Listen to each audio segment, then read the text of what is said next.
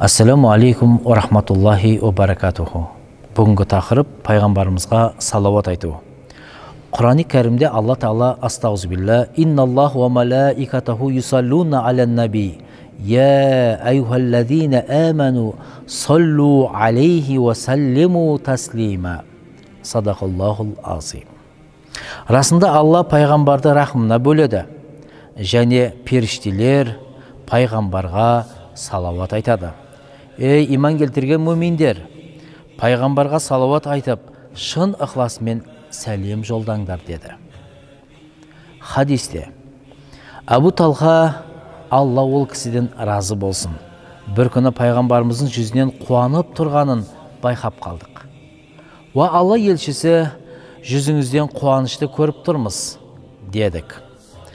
Пайғамбар саллаллаху алейхи вассалам былай дейді: маған періште келді.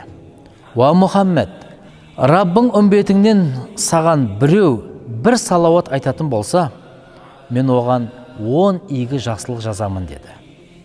Үмбетімнен саған бір сәлем жолдаса, мен оған 10 сәлеммен қайтарамын деді. Осыған разысың ба деді. Мен әрине деп жауап бердім. Деп хадис аяқталады. Қорытындылап айтқанда, салауат айтпау сарандық болып есептеледі. Әрбір мұсылман пайғамбар саллаллаху алейхи вассаламға салауат айту міндет. Ассаламу алейкум ва рахматуллахи ва баракатуху.